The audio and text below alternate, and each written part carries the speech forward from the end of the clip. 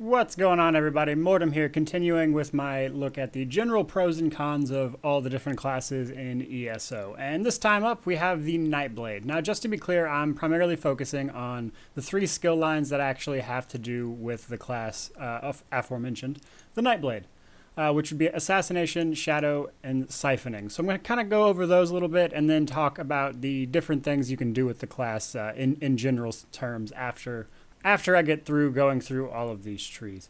So, starting with Assassination, as the name would imply, is mostly damage-dealing stuff. The ultimate for it is Incapacitating Strike, which will stun, do damage, as well as increase your damage against the target by 20%. Also afflicts Major Defile if you get the Incapacitating Strike morph of it. So this is actually great for bosses if you're a stamina DPS. I haven't really used it in any Magicka shape or form, but for stamina it's great against bosses because you get that extra 20% damage for 6 seconds. You reduce their healing. It does pretty well in PvP because of stuff like that as well. Moving on though, Killer's Blade. Killer's Blade is basically Executioner from the two-handed skill line. So much like Executioner, it does 300% more damage to targets below 25% health. I have the stamina version, which does a bunch of disease damage. There is a Magicka version, which actually allows it to be used at range, but pretty much does the same thing. Moving down, we have Ambush, which basically you teleport to the enemy, stun them for 2 seconds. Ambush gives you Empower. Truthfully, I forget what the other version of the morph does. Mirage, which is basically a version of Shuffle from the medium armor skill line, or Evasion rather, and then it morphs into Shuffle. It's a version of that, and what it does is it increases your dodge chance. Mirage specifically, however, increases physical and spell resistance. Now, Reaper's Mark, that one's pretty great as well. It reduces physical and spell resistance. The Reaper's Mark version, when they die, you heal for 61% of your max health and gives you Major Berserk. The other one does not give you nearly as much health. The last one, Relentless Focus. Truthfully, so this one gives you resource recovery, which is decent overall, but I have a hard time fitting this into any builds. I'm sure some people have managed it, but it's just not something I've used very much. Now, coming down here to the passives, it's pretty much what you'd expect. Stuff to increase your critical, like Master Assassin increases weapon and spell damage while sneaking or invisible, and increases the duration of stuns from sneak by 100%. Executioner, you restore like 2,000 magic almost anytime you kill something with an assassination ability, which that's great mostly for Magicka builds, which I'll get into in a bit. Pressure Points is a great one for stamina builds because for each assassination ability you're using, you get extra critical. As you can see, the current bar I'm using 1,300 there, and that's just extra critical that you get on top of whatever else you have from your build. And then there is Hemorrhage, which increases critical damage done by 10% as long as you have an assassination ability slotted, as well as dealing critical damage grants you minus savagery, giving you more critical rating. Combine that with being a Khajiit and you can get a really high crit rating. However, because of this, you actually really don't even need to be a Khajiit. You see a lot of like Red Guard Nightblades and that kind of thing, and they do really well as well because of this passive right here, where you get all that extra critical rating just as you're hitting stuff. So, moving on to the Shadow skill line, as it also implies, mostly this is about hiding and basically damage mitigation in a lot of ways. So the ultimate is Veil of Blades. I forget the morphed version's name or whatever. But essentially you conjure a ring of shadows, reducing enemy movement speed, dealing damage over time to them, as well as reducing your damage taken. This particular morph allows our allies to use Hidden Refresh, which grants them invisibility, increases movement speed, and heals them. If you're playing a tank, which again we'll get into a little later, this is a great way to go. Moving down though, Surprise Attack. Slash an enemy for damage and then reduce physical resistance, and then attacking with Surprise Attack while you're invisible will actually stun and set them off balance for... and that's more of a PvP thing, the bottom part there. In PvE you won't see that a lot, but we'll get into that later. Shadowy Disguise, which basically makes you invisible, and your next attack within 3 seconds will always be a critical strike, so you could use Shadowy Disguise and then follow it up with Surprise Attack, which, again, not a bad way to do PvP. Twisting Path. Magicka ability either way you go. There is no stamina version of this. Basically, it is similar to Wall of Elements from the Destro Destruction Staff line. And Twisting Path specifically allows using a Major Expedition when you're in your own path area. So again, this is a Magicka ability primarily. You're not going to find a lot of use for it in other skills, in other roles, I mean.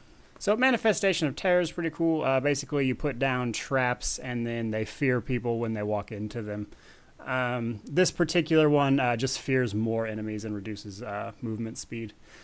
Dark Shades, the normal version of this just summons 1. This summons 2, of course, so it does more damage. And the nice thing about this, though, really besides the damage, is that it reduces the enemy's damage done, which again is a good skill for tanks to pick up. Moving down to their passives, we have Refreshing Shadows, which increases all of our resource recovery by 15%. We have Shadow Barrier, which casting a shadow ability grants you major resolve and major ward, basically just giving you more resistances, and it is increased by 25% per piece of heavy armor. Dark Vigor increases max health for shadow abilities slotted. Dark Veil, which increases the duration of shadow abilities. Basically, if you're a tank Nightblade, you're going to pick up a lot of stuff from this tree. But moving on down to Siphoning.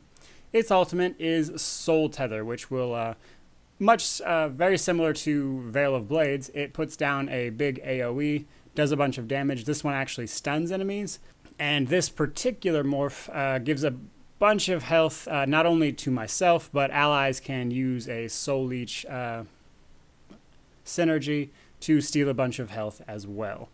Moving down, we have Swallow Soul, which will steal enemies' life force. Basically a better version of Entropy. It will increase healing received as well as steal you some life back. Then we have Prolonged Suffering, which is basically just a crowd control ability with the Prolonged Suffering morph adding damage over time at the end. Crippling Grasp is basically just a slow. Crippling Grasp specifically also gives me movement speed should I be using it.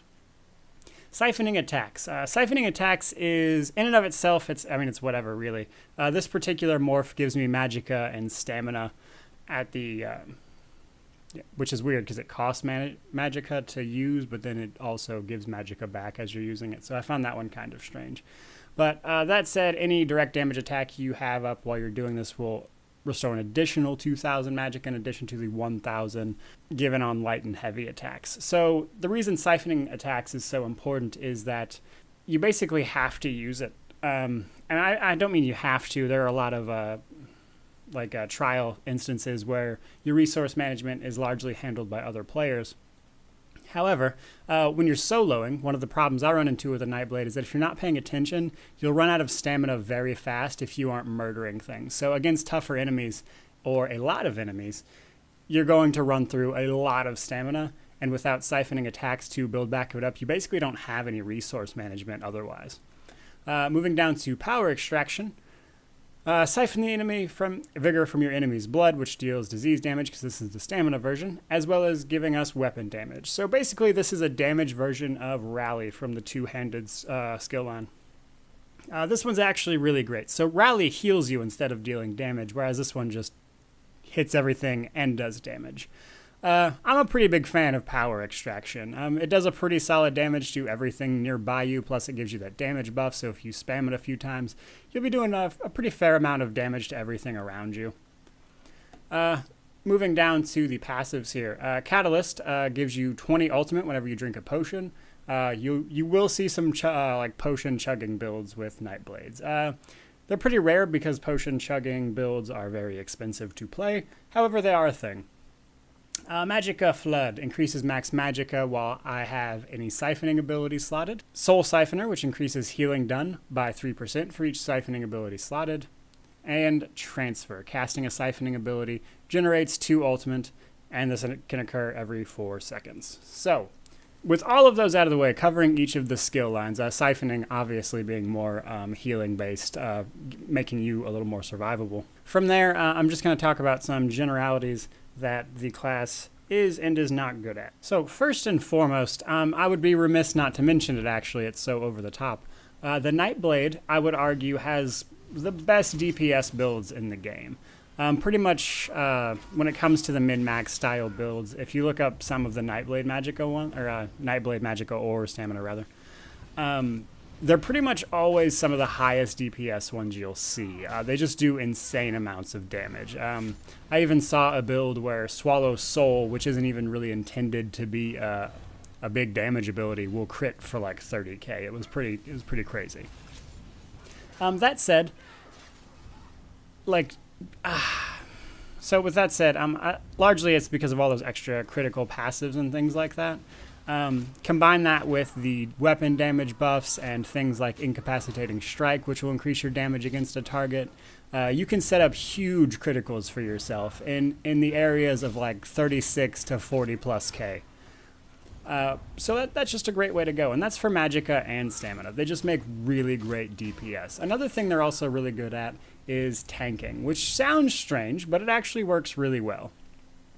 Just a lot of times when people think tank, they don't really think Nightblade.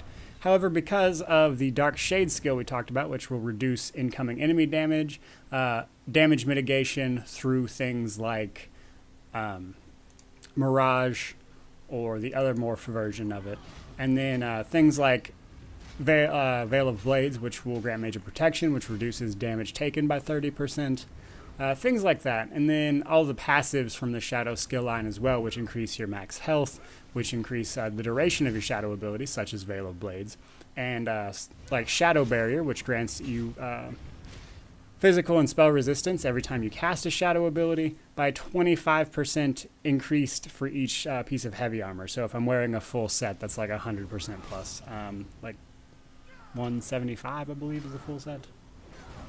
But either way, because of those passives, they actually make really great tanks. And you wouldn't think of it, but it's more damage mitigation than being able to just shake it off. So, when it comes to Nightblades, they do a pretty good job of healing themselves. Nothing too crazy. They do a pretty good job, much like every other class. I would say it's a little less than other ones I've played, because whereas most other classes have some sort of direct heal on themselves, what the Nightblade has, the one direct heal they actually have is a damage or a heal over time, which is okay, but it's not nearly enough to sustain you. And then all of their other healing abilities largely involve you killing something and then gaining health back, such as through Reaper's Mark, or when you kill something with, I believe it is Killer's Blade. Yeah, Killer's Blade would give you 20% of your max health back if it dies within 2 seconds. And other than that, they do have a couple ultimates that will give you some health back as well. However, all of those revolve around you hitting things, and that's fine. There are classes that do that very well, and you'll see that as long as you're playing well, you can definitely sustain yourself. However, compared to some classes, which healing is insane, it's just not quite as comparable. And Nightblade is one of those classes that, I mean, you could play a healer, you could pick up a restoration staff and do it, but I wouldn't really recommend it. They're just not very good at it. And it's mostly because of their class skill lines not giving you really any follow-up for it. I mean, you could do it, but it just doesn't feel like a very effective way to play the game. So that said, moving on to kind of the last con, I think I actually kind of mentioned it as I was going through here already, and that is that resource management is a bit of a big problem for them. And I specifically mean Magicka and Stamina. Now, they do have a couple passives to help mitigate this. They do get some base recovery. Magicka Flood gives you just max Magicka in general. Executioner in the Assassination skill line gives you like 2,000 Magicka over 6 seconds whenever you kill anything with an Assassination ability. But especially if you're a Stamina build, Magicka has a little more for them than the Stamina does in terms of resource management. But a lot of it ultimately boils down to that one skill I was mentioning earlier, siphoning attacks. And basically, if you're not using that, resource management becomes quite a pain. And because it almost feels like I have to use that, it takes up a spot on my skill bar that could be used by something else. So basically, if I'm running around by myself and I get a little too carried away, I'm going to basically just run out of stamina, even with near max champion points. Which compared that to like something like a Dragon Knight, where it feels like I almost have to intentionally try to run out of resource, otherwise it's just not going to happen. So it feels a little light in that way, and it's not a problem I have with other classes either, such as the Sorcerer or the Templar. So that's pretty much going to wrap up the general pros and cons of playing a Nightblade, guys. I hope you found it a little informative. If you enjoyed the video, please subscribe. But thank you so much for watching, and I hope you have a great day.